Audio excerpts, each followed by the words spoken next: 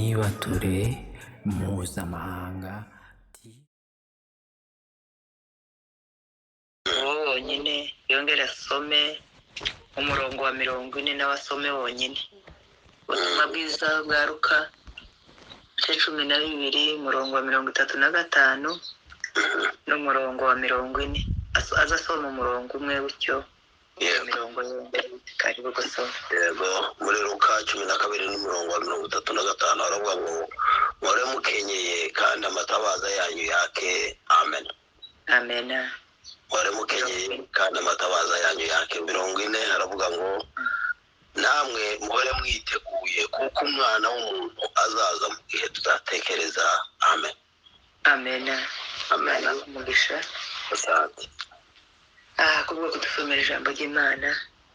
Yesu akugiriye neza. Turaganira ijambo ry'Imana hejuru yo kuba maso. Cyangwa se hejuru yo kwitegura. Yego. Uwo ni wo mutwe w'amagambo. Nubwo Bibiliya izigenda ikora ku magambo ugasanga yose arahuje, ariko cyane iravuga hejuru yo kuba maso. Yego. Mbere yo kwinjira mu ijambo tubanje gushima Imana yatugiriye neza muri iki gitondo. Abandi ku manywa bashobora kuvuga aho abantu bose bari n'amasaha barimo. Yego. Hari abari ku manywa, hari abari mu ijoro, hari abari umugoroba. Mbabarire mfiteho ka giripe. Ariko umwanya ariwo isaha iyo ari yo yose, aho wicaye hose uko umeze kose, abari mu kazi, nzi ko hari abari kubategera bari mu kazi, abo bose dushimye Imana yatugiriye neza muri iki gitondo. Reka nkoreshe iki gitondo kuko twebwe ni mu gitondo. Yego. Icyo ni icyubahiro cy'Imana. Kuryama ni ibisanzwe ariko kubyuka si ibisanzwe. Kwirirwa ni ibisanzwe ariko kurara si ibisanzwe, cyane cyane muri iki gihe. Muri iki gihe hari abaryama ntibabyuke, hari abandi babyukiye mu bitaro bari kubongerezwa imyuka, hari abandi babyukiye ibibuga. Ni byinshi Satani akomeza gutega imitego, ariko dushimye Imana. Imana yatubereye Imana, iba uburinzi bwacu. Imana yo mu ijuru ntihabwa icubahiro. Amen. Ku giti canje nshimye Imana kuko uyu munsi muri iki gitondo nabyukiye ku makuru meza, kaba nungutse umwana w'umukobwa, umwuzukuru. Amen. Imana ihabwa icubahiro. Amen. Amen. Imana yabikoze niyo gushimwa. Umwanditsi wa Zaburi ibice 77 umurongo wa 12 aravuga ngo nkwiriye kubwira abantu iby'Imana yakoze. Naje vuze iby'Imana yankoreye muri iki gitondo. Muri uyu mwaka ngiye numvishe ku mutima waje wuzuye amashimwe. Umwana yibarutse uri Australia. Imana ishimwe. Imana ishimwe kuko izitugirira neza igihe cyose. Imana yo mu ijuru ihabwa icubahiro. Imana bwa Nema kuko asigaye avuga agategera telefone igihe ni kirekire. Imana yo mu ijuru ihabwa icubahiro. Imana yadukoreye ni byinshi, nubwo muri uyu mwaka twahuye na byinshi bibi, duhura n'ibindi byinshi byiza, ariko twafata ibyiza tukabipfukiriza ibibi, akaba ari byo dushyira imbere kuko nibyo bifite agaciro kandi nibyo bifite akamaro. Imana rero byose ihabwa icubahiro. Ijambo ry'Imana kuko ibihe biza bigenda bihindagurika. Mwene data telefone zarahindutse, naje yaje yarahindutse, birabanza birancanga, kayoberwa uko bigeze kumva, ariko simfungure ngo naje banyumve.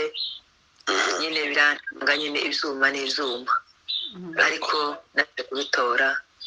Imana yo mu ijuru ihabwa icubahiro. Gukorera ku byuma udategeka, utagenga, biza bigora, ariko kandi kuko biri mu Imana. Imana yo mu ijuru izibikora ikabitunganya byonyine, ibintu bikagenda neza. Yego. Nishimye. Bavuze ngo ijambo ryo kuba maso. Kuba maso mu yandi magambo, ahari watekereza ati se noba maso nkarara nicaye. Kuko kenshi dukunze kubona mu by'umubiri cyangwa se mu by'iyi si umuntu uzuba amaso ni umuzamu cyangwa se umurinzi. Iyo yafashe akazi k'ubuzamu azaba amaso kuko baba bamushinze bya bintu byose, bakamubwira iki kintu urarara ukirinda ukigirira umutekano ukwiriye.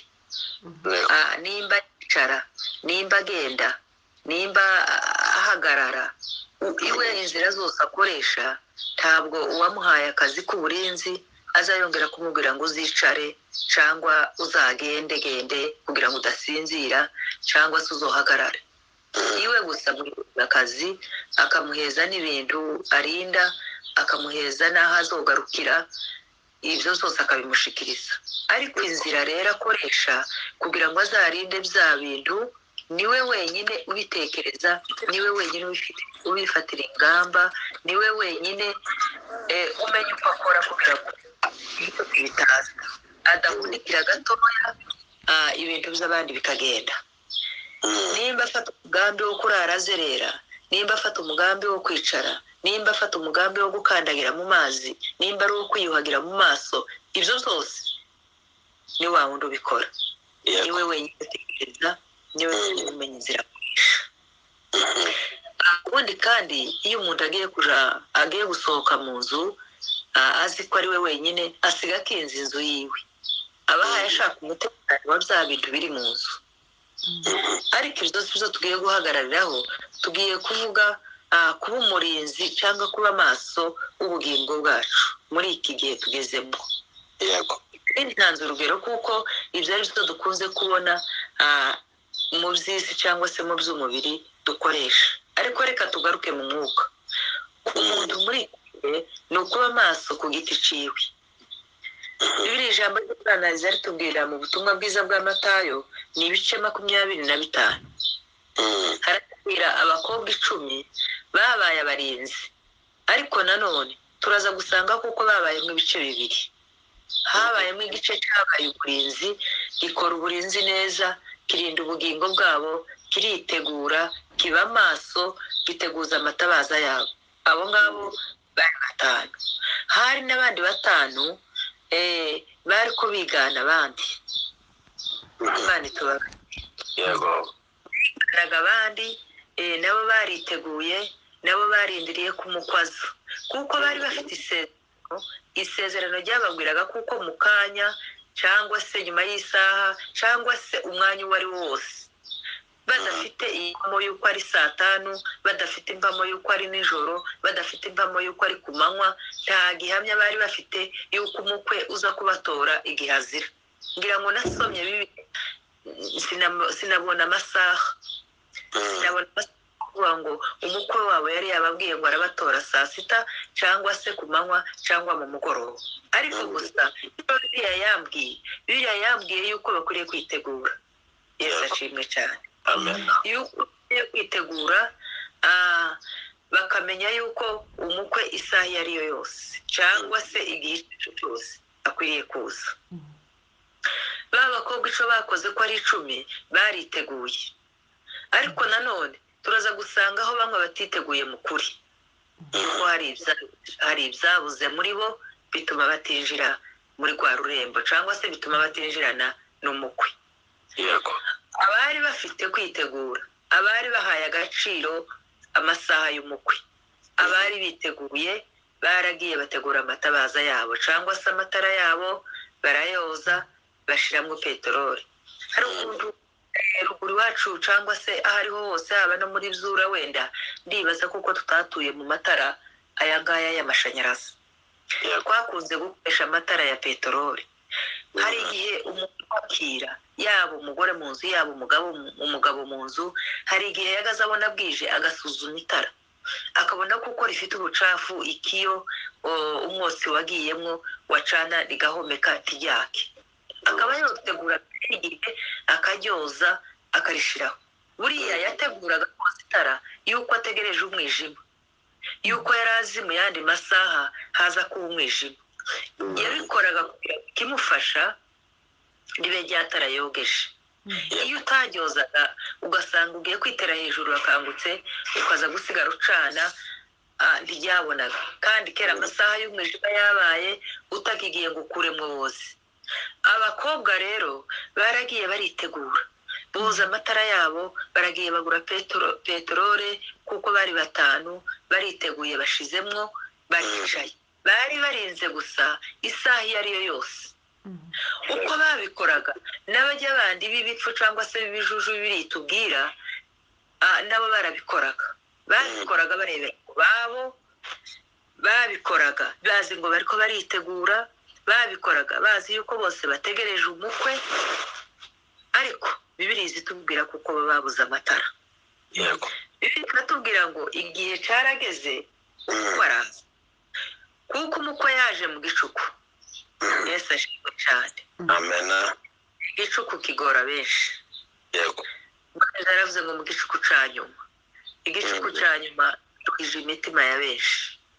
Igicuku ca nyuma cyageze mu mitima y'abakristo muri iki gihe ihinduka mu bugaragwa. Imitima benshi muri iki gihe, baba bakuru baba bato, imitima yabo yabaye mu gicuku kiticura. Hari igicuku ciza, hari igicuku Pawulo na Sila basenze baririmbira Imana, baritegura aho bari uko hari hameze kose, batitaye ngo bari mu nzu y'imbohe, batitaye ngo bari ahantu hagowe, batitaye ngo bari mu bibazo. Ico gicuku cabo bagiteguje neza kandi bakizaza umusaruro. Ariko hari n'abandi bagiye mu gicuku cyabaye igicuku muri iki gihe, igicuku batiteguye, batazi uko kimeze, batazi aho bari, kandi ko baribwira kuko bari mu kuri, ko baribwira kuko bari mu rugenzi. Katubwira ngo bana bakobwa nabo bakomeje kwitegura. Simbizi nimba nabo barogeje amatara, ariko birashoboka ko bayogeje kuko bariko babona uko abandi bagira, ariko kuko batari biteguye, batari barabaye maso, nta peterole bashizemo. Igicuku umukwe araza, haba agasaku kenshi, abantu bose bazuka batsa amatara yabo kuko bari biteguye. Bajya 5 bacanye amatara yabo, umukwe arabasanganira. Imana yo mu ijuru nihabwe icubahiro. Amen. Biteguye, bitegura nta kintu bafite, bitegura ari abakene mu mitima, bitegura imitima yabo yarumye, bitegura imitima yabo idafite agaciro imbere y'Imana. Bagiye kwitera hejuru ngo bagire ngo baracana amatara yabo, basanga nta mavuta arimo. Kugira babo ngo nimuduhe natwe ku mavuta. Yego. Arababwiye ngo amavuta yacu aradukwiriye, nimuje kubahabuze cyangwa se muje ku isoko. Igihe bakashaka kugura ku isoko, bakagaruka basanze urugi rwarakizwe. Tubwira ngo barakomanze, umwami arababwira ngo nimuvaho simbazi. Yego. Imana itubabarire cyane. Amen. Muri iki gihe tugeze mu gicuku, ukwe ariko ndituzi igihe azazira. Ashobora kuza muri iki gitondo, ashobora kuza nijoro, ashobora kuza ku manywa, ariko nukuri igitangaje iki gihe uko ibintu bimeze, n'ibyo turebesha amaso yacu, n'ibyo nawe uhaye ubona, abantu ntibazi aho bari. Abandi yarumagaye, nta nyota ikiri mu bantu yo gukunda ijambo ry'Imana, nta nyota ikiri mu bantu yo kuhagizwa n'ijambo ry'Imana. Ubundi abantu basigaye mu nzu y'Imana ari nk'imigenzo. Kunze kubivuga ngo nukuri abashumba bari hano cyangwa se n'abatari hano bafite ikibazo, kuko kubwira intama zitumva, kuragira intama zo muci, inka zo muci zikagora, ariko kazo zikagora zikeneye kurya, zigashigirwanaho zishakisha ubwatsi. Niyo mpamvu usanga zigoye, zigenda ziruka mu turima tw'abandi, zigenda ziruka kudukikira, umwungere ugasanga yahagaze agwana nazo zitona, agwana nazo zitagira gute, ariko kandi ziba zifite inyota. Naho intama z'iki gihe, abungeri nanivuze ngo bafite ikibazo, nuko bariko baragira intama za none imitima yumye, batagihaye bashaka kumva ijambo ry'Imana. Abantu inyota yarashize, abantu bageze mu gicuku batazi icyo ari cyo, abantu ntibazi ko amatabaza yabo ariko yaka, abantu ntibazi yuko amatabaza yabo ataka, abantu ntibazi yuko umukwe yogaruka none. Imana yo mu ijuru tubabarire. Amen. Ariko biruzi kubwira neza ikatubwira ngo abo batanu barabyutse kuko bari biteguye. Nza ntekereza nkabashira mu bitekerezo byanje kavuga ngo none n'iyoro ntajyo bagize, kuko ni ikintu bari bicaye gusa ni ibitotsi, udutotsi dukeya twari tubatwaye, ariko kandi imitima yabo yari mizima, imitima yabo yari maso, imitima yabo yari yarakoze uburinzi buhagije. Bwana Yesu asifiwe. Amen. Amen. Imitima yabo yari yahagijwe no kuzabona umukwe, imitima yabo yari yiteguye. Niyo mpamvu nubwo basinziriye ku bw'umubiri, ariko bumvaga yuko buri gihe cyose, buri saha, buri segonde, nka kujya ko gukubita urugohe, bari bazi yuko ntabwo bafite. Bari bazi yuko umukwe naza binjira muri bwa bwami bwo mu ijuru bakinjirana nabo. Ariko babandi basinziriye nk'ibipfu. Nza natekereza ngo none bakanguwe n'abo ngabo. Iyo haza kuba yindi nzira bakagenda batavuze, bakagenda rucece, wenda bajya basigaraga baryamye kuko ntibari biteguye. Ariko kuko mu kubyuka kw'abantu batanu ntihabuze habaye agasaku, haba kunyabara, haba iki, noneho n'abajyaba ibijuju nabo bumviraho. Iyo babyutse babura amavuta. Nanone Salomo ngo aze kwandika igitabo c'imigani ni ibice 6, umurongo wa 6 uwashaka waheraho. Ntabwo tuwasoma bitewe n'ikirere turimo cyangwa se igihugu turimo. Bibiliya zitubwira ngo Bibiliya zivuga kuri uwo murongo wa 6 ikavuga ngo wa munyabutewe musanga ikimu witegereze uko kigenza, tikigira sebuja, tikigira umutware. Bibiliya ikavuga ngo ariko gihunika ibyo kurya byacu muce. Asobanura ico kimonyo. Yesu ashimwe cyane. Amen. Kimonyo ni ikinyegeri kakini kibaye kinini. Nagaza mbibona sinzi mu minembwe aho nabaye niho byagaza bikunda kuba. Ico kimonyo gitinya amazi, gitinya imvura. Ariko ikigira ugitegeka ntawuzi ukibwira ngo ucirigiye kuba. Hano mu kwezi kwa 6 nico giciri baritangiye, haba hasigaye ya mvura y'ibishahishahi, y'urushahi ukabona igiye nk'umwotsi tigira yihagararira. Ico kimonyo caragendaga kikubaka inzu, camara kubaka inzu kigaseheramo umukungugu, niwo wari ibyo kurya byacu, kigaseheramo umukungugu wose, kikazoharura y'amezi y'imvura mu buryo kitazasohoka. Yego. Kumara kurundamo umukungugu byose byamara bikinjira, bikinjira muri ya nzu, bikinjirana na wa mukungugu, bigaceceka. Nta wagitegetse, nta n'uwakigenze, nta n'uwakigenjeje kukibwira ngo nikigende gikora ibyo, kandi nta n'umwami cagiraka. Bibiliya ikatubwira ko kikazotura muri ya nzu, cyangwa kuba muri ya nzu, imvura ikazogwa, imvura ikarangira kidasohotse, cibera mucyo. Murumva yuko ico kimonyo citeguraga bihagije. Niho uyu mwana yavuze ngo tikigira umutware, tikigira shebuja, tikigira igisonga. Haleluya. Amen. Amen. Ariko gihunika ya muce, kiza kimenya kuko mu mvura kitazasohoka, kuko mu mvura hari ibibazo, kandi kikamenya kuko gifite inda, kikamenya ko kizojya gishakira ibizagitunga. Bene data, nimureke tugire ubwenge nk'ubw'ico kimonyo, nimureke dutegura imitima yacu muri iki gihe, tubere imitima yacu maso, duhunike ibyo kurya bizadutunga. Hari igihe cyashika wenda simbone n'uyu mwanya wo kuzoja mu nzu y'Imana bitewe n'ibihe bigenda bihindagurika. Hari igihe coshika n'aya magambo y'Imana simbe nkiyumva, ntazi impamvu runaka, nawe utazi impamvu runaka, utazi ibiguturutseho, naje ntazi ibindurutseho. Ariko kandi ico mfasha nawe cagufasha nuko noba narahunitse. Mbese mu mutima wanje nahunitse iki? Mbese ibintu bimeze gutya twahunitse iki? Ese ni iki nabitse muri je? Ko abakozi b'Imana birirwa bavuga abapasiteri bakirirwa bavuga, amaradiyo akirirwa avuga, kuri YouTube bakirirwa bavuga. Hano ho muri Kenya nkunze no kubona abakenya bagashira ibyuma hanze, bagashinga ikarita batitaye ngo abantu ni benshi, bakabwiriza umuntu utambuka mu muhanda ni ijambo ry'Imana. Ijambo ry'Imana nuko wasoma gusa ribagejeje mu mutima wawe, ariko kuri wa wundi wugurutse. Ese Bibiliya kiratubwira ngo se muri iki gihe niki nahunitse mu mutima waje? Aba narahunitse mu bidafite agaciro, kibesha ngo mfite itara ryaka, kibesha ngo nditeguye kinjirana n'umugeni. Sinoba narahunitsemo amagambo y'agapfabusha.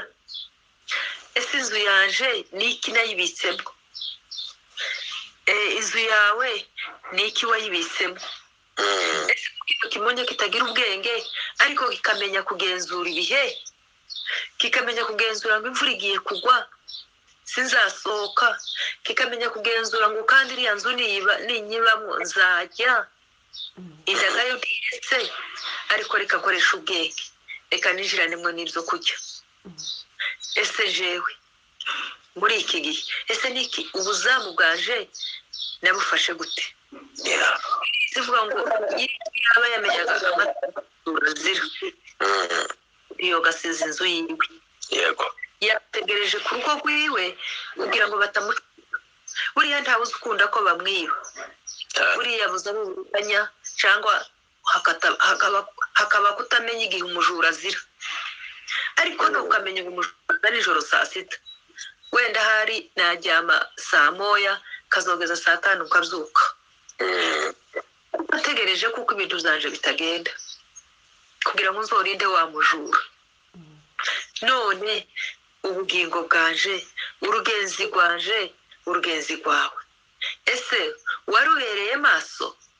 Ese bagenzi, nshuti bwoko bw'Imana, abakuru n'abatoya bateraniye hano, abakozi b'Imana, abantu gusa ba Kristo basanzwe, ese niki twahunitse mu mazu yacu muri iki gihe? Niki twakoresheje kugira ubwenge nka ca kimonyo? Tugezemo n'icimvura,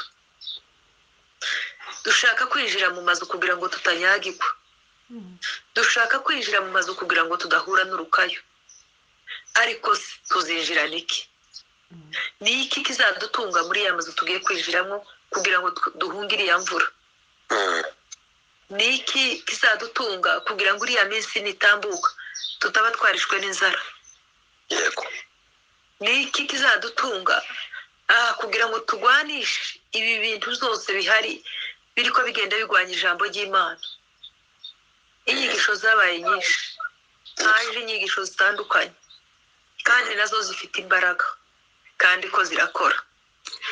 Ese umutima wanje, umutima wawe nukuri wawubereye maso? Kuko ijambo ryatubwiye ngo tube maso. Tukuba maso ntabwo ari ukuvuga ngo nzicare saa moya nzageze iyindi saa moya ngo ndicaye. Ico turinda tubereye maso kiturimo.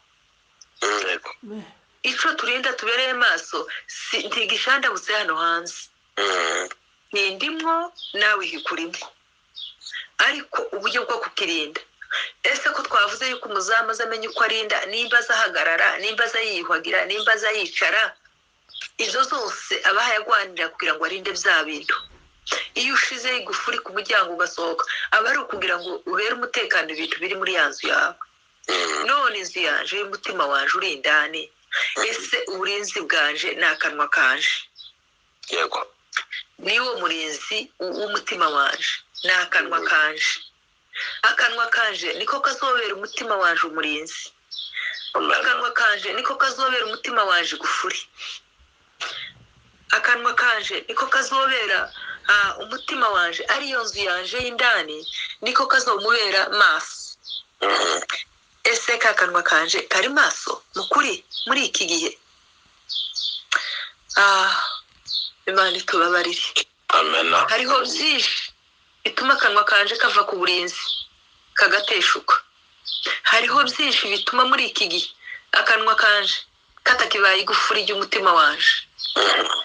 Kuko hari aho ngera ngasanga mbaye uw'isi, hari aho ngera ngasanga nuguruye ibyonyi bikinjira jewe jenyine n'ururimi rwanje wewe wenyine n'ururimi rwawe birize vuga ngo nuja kuvuga ijambo ngo ubanze uhindure ururimi mu kanwa ingenzi ngo zirindwi ubone kuvuga rya jambo mbese ni ukubanza kuritekerezaho ukamenya ngo iri jambo ni ryiza kandi ntugenzura ururimi rwonyine ahubwo n'ibirenge zanje cyangwa se intambwe zanje aho zigiye hari aho wenda intambwe zanje zitokwemererwa kuja kandi nuko agombye kuhaja ariko ari ukugira ngo zikore iki zibere umutima wanje uburinzi Yesu ashimwe cyane amen amen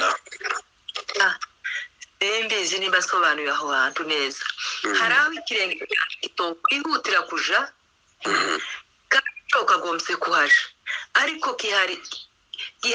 gihagarara kuhaja kuko kitahemerewe kuhaja kugira ngo kirinde ubugingo bwaje Imana ishimwe amen amagambo yanje ururimi rwaje gorambura rukagororoka kuvuga bikabera ubugingo bwaje umugisha hari aho ururimi rwaje rwovuga wenda rukaba rutaye mu kaga cyangwa se rukaba runyobeje ariko ibyo byose ni ururimi rwawe ni ururimi rwaje ikimonyo biravuga ngo wamunyabutewe hepfo ukomeje gusoma hazavuga ngo reka nsinzire muri iki gihe tugiye dusinzira gatoya ibitotsi byabaye birebire ese inzi gute ibitotsi byarabaye birebire ariko ijambo ry'Imana riratubwiye ngo tubere umurinzi akanwa kacu amen iki turimwo gikwiriye kurindwa bihagije kuko hari byinshi bizatuma kigucika kikakuvamo kandi tugeze ku ntambwe ya nyuma hari byinshi bizatuma tunyerera muri iki gihe tugezemo kuko turi mu gihe cya nyuma turi muri cya gicuku cyo kugira ngo tube maso umurinzi mwiza niwe uzi umenya igihe abajura bazira awomenya isaha ariko hari igihe uzubariranye ukavuga ngo aya masaha ni mabi muri Kenya uzi usanga wenda hagiye haburabuza uzi utinya umugoroba ka saa moya saa mbiri ico gihe uzi usanga ari cyo gihe ugasubira ukaja gutinya amasaha ya saa 11 saa 10 sizeri aho hantu n'uzi usanga abantu benshi abajura ariko babakuye bari ku kazi rero n'umurinzi nawe umurinzi nyakuri umurinzi wataramiye Imana umurinzi warinze umutima wiwe azamenya amasaha agoye aya masaha ni amasaha agoye kwiriye guhaguruka kaba maso nimba ngenda nimba noga mu maso nimba ngira gute buri muntu wese azi umutima wiwe wenda aho yagenda ahura n'ibibazo bizatuma bumurinzi bigiye bitandukanye ushobora kuba igicuku cawe ari cyo mu magambo icyo naco ukumva kigutesheje agaciro kigutesheje umwanya ushobora kuba igicuku canje ari cyo mu kirenge cyangwa se mu maguru aho nihutira kuja muri cyage mpamenye nkavuga ngo nije hariya hari ikintu ngabanukaho mu mwuka uhabera amaso uhabera uburemeye ariko bene data muri iki gihe turi mu gicuku ca nyuma tugeze mu gicuku c'aba bakobwa 10 bamwe bajyanye bazi ngo baragenda uko niko bimeze muri iki gihe hari benshi bari kubakurikira abandi ariko wenda wasanga ijuru batazarishikamo kandi bararigenewe ariko bananiwe kuba maso y'uburinzi bwabo kandi twese ko turaja mu ijuru kandi twese twitegura kandi twese dutegereje kwambikwa amakamba kandi twese dutegereje kuko umwami tuzamubona n'ubu aravuga ati yoza mu gicuku nogenda yoza mu gitondo nogenda yoza iyo ariyo yose nogenda kuko we ntafite gukontorora amatara yiwe kuko arimo amavuta ariko ugasanga wenda ntafite amavuta abakristo b'iki gihe abantu b'Imana bamenye ubwenge kuko inyigisho zabaye nyinshi ariyubwira kuko ahagaze mu kuri ariko ugasanga nta mavuta afite kandi nta modoka yogenda nta esanse nta n'itara ryo kwaka nta peteroli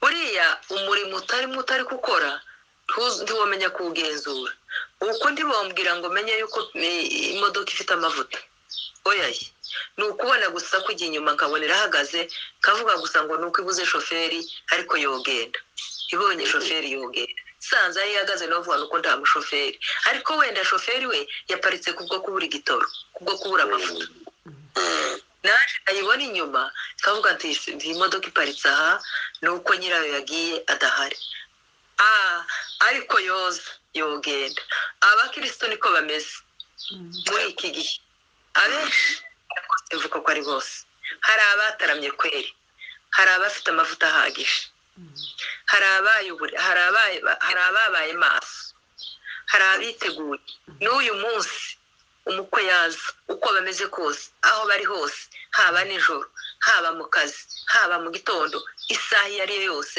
isegonda iyo ari yo yose wo kwinjirana n'umukwe hari kandi bazi ko baruriho ariko hari ibikibuze batarakwiza kandi muri uko kutabikwiza ntibazi yuko batabifite baribwira kuko babifite baribwira kuko biteguranye n'abandi ariko bari kumwe batari kumwe munsi bazakarakara amavuta bayabure ariko ijambo ryatubwiye muri iki gitondo ngo tube maso kuba maso si ukurara wicaye kuba maso ni ukumenya yuko mugenzi wawe ariko agusiga akagenda ugatekereza ugaruka kubwira ngo aragiye none ariko ejo utazogaruka ngo yongere agende ahubwo nije uzagenda ese ko agiye akurira amavuta yiwe ko yagiye yarabaye maso suku naje ndi maso naje nishikirwa naje nogenda kurimo kubiri n'udafite ayo mavuta azagenda ariko hari amatandukaniro ese nzajahe ese sinzabwirwa ngo urugi rwakizwe ese sinokura amavuta kandi ngeze ku munota wa nyuma ariko reka dutegura amavuta yacu ariyo mitima yacu muri iki gihe umuntu wese azamenya kuko ari umugenzi muri iyi si kuko ni ikintu Imana yaduhishe tuzi umunsi nuko abayenze umunsi norinze ngo nzitegura uwo munsi nugera mbone kwitegura ariko kandi si amahirwe yogera kuri bose kugira ngo mbone umwanya wo kwitegura wa mwanya niyo mpamvu birizi tubwira ngo twicare turi maso twasomye ijambo ry'Imana hano mu butumwa bwiza bwaruka hatubwiye ngo duhore twiteguye duhore dukenyeye amen Yesu ashimwe cyane amen buriya umusirikari yari ku rugamba nta kintu kibazo ashira hasi aza yicara afunze inkweto aza yicara yambaye aza yicara yafunze umukaba aza yicara yiyegereje intwaro yiwe aza yicara yayisuzumye ko afite habe n'ubwo hatoba mu ntambara habe n'ubwo ho bari mu mahoro ntabwo igikoresho ciwe kiza kija kuri ariko twebwe za Bibiliya zagiye kuri nico gikoresho cacu dufite niyo ntwaro yacu dufite ubu nyine hoho haje n'izi za WhatsApp wagira ngo none zaje zisimbura Bibiliya uri mu gusanga umwanya wafashe ugasanga umwanya wagiye ku YouTube kandi ukorane bitaguhesheje icubahiro aha umwanya wagafasha gusoma ijambo ry'Imana ugasanga uri kuri WhatsApp ngo reka nsubize uyu muntu kandi buri WhatsApp igira urushiko bakuru bazavuga ngo kiriya kintu kigira urushiko WhatsApp uzovuga ngo reka nsubize naka wamara ukabona ubundi arakubajije ngo reka musubize abagore bari mu guciza ibyo batetse kubera kurangazwa n'ibyo ngo reka nsubize uyu muri cagi iyo uyifunguye uragenda ukabigenderamo ariko kandi ugaruke kuko ibyo zose ni ibihenda amaso cyangwa se ni ibihenda abakristo yego ariko reka tugaruke twicare dukenyeye Yesu ashimwe cyane amen twicare amatabaza yacu ahore yaka uba witeguye nk'umusirikare waje ku rugamba. Iyo ukenyeye nta kindi kintu ucakubuza. Iyo wamaze gufunga inkweto zawe biba bigaragaje ko uri mu rugendo uticaye, biba bigaragaje ko isaha iyo ari yo yose, segonda iyo ari yo yose wohaguruka, nta kindi cyashobora kukurangaza. Ariko reka twiyegereze intwaro zacu muri iki gihe kuko birakwiriye.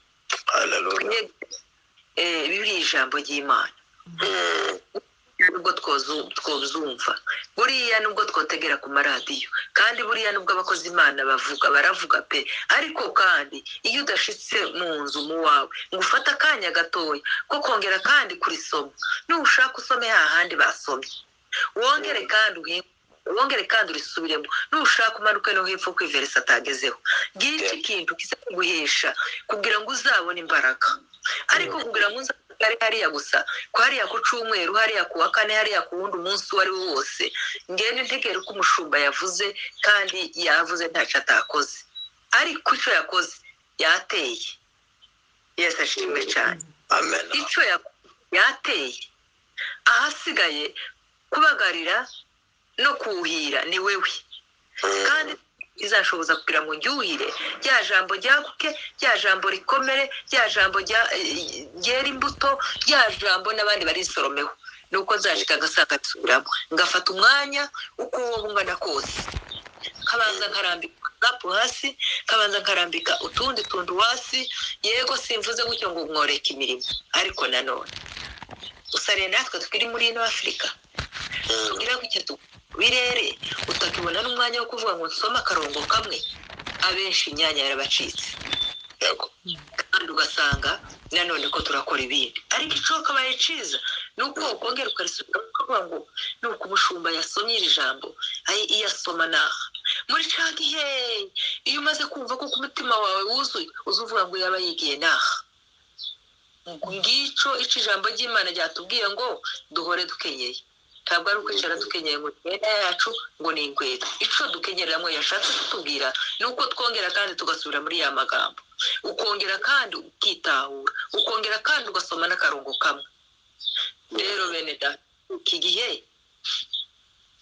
muri iyi minsi, muri iyi myaka, muri ibi bihe by'imperuka, ese twinjiranye ibyo kurya byacu mu mazu yacu?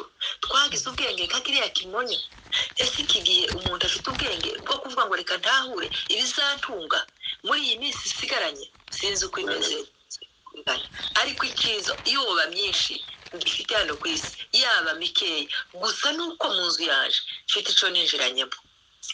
Yesu arimo cyane. Icyo nicyo cyakuruka. Iminsi kuba myinshi ntacibwiye, iminsi kuba mikeya ntacibwiye, iminsi kuba myinshi ntacikubwiye, ariko ikikubwiye nuko hari icyo winjiranye mu nzu yawe, nuko hari icyo wabitse mu mutima wawe. Dawidi yaravuze ngo yabitse ijambo ry'Imana mu mutima wiwe kugira ngo atazacuka. Buriya ijambo ry'Imana iyo ribitse rikurinda byinshi.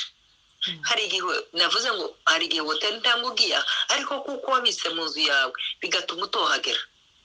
Kuko wabitse niki wabitse, naje niki nabitse. Igihe tugezemo kigoye, imitima imaze kuma, hari icyo wabitse kizakubuza gukandagira hadakwiriye. Icyo mbifurije muri iki gitondo, abandi muri uyu mugoroba, ni uko amazu yacu tuyabikamo ikintu cy'agaciro, ikintu gifite akamaro, ikintu ubona akoresha, ikintu kizakurinda muri iyi minsi tugezemo. Nimureke dukenyeye amatabaza yaka, kuko tugeze mu gihe cyo kwatsa amatabaza, ntabwo tugeze mu gihe cyo kuyazimya.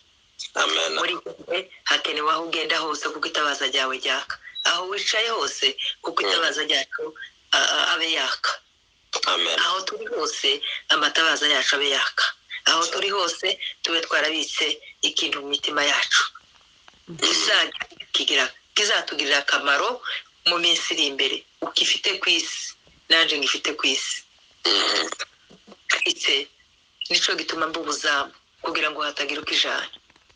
Sinzamuhato nabitsemo mu mutima waje, mba ndi ko nkorera ubusa, mba mbaye umuzamu w'ubusa, ni nka wa muzamu udahembwa. Ariko kizantera kugira ngo mbubuzamu nuko mbanza kubika iki, nuko mbanza gushira ibintu mu mutima waje, mu nzu yaje, namara nkabubera ubuzamu kugira ngo umwanzi adashogoramo za mbuto. yego Imbuto zikomeze zororoke, za mbuto z'ijambo ry'Imana. Ababizi bari mu kubiba. Ahasigaye iyo uteye ntubagare ntacu ubukozi, nta n'ico usarura, nta n'ico ukwizera ngo muri uriya murima narateye.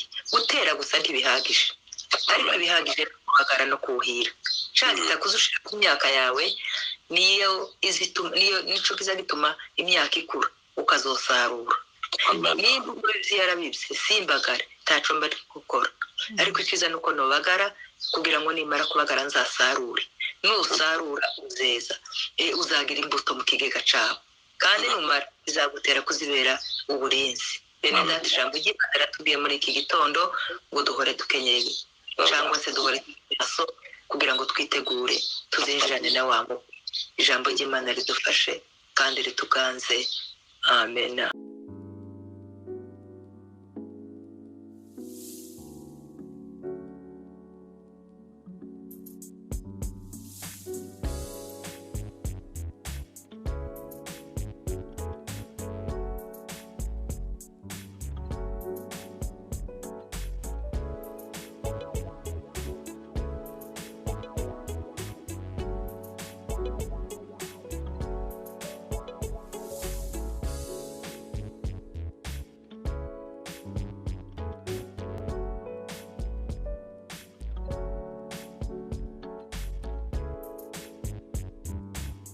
Nibature Mpuzamahanga TV.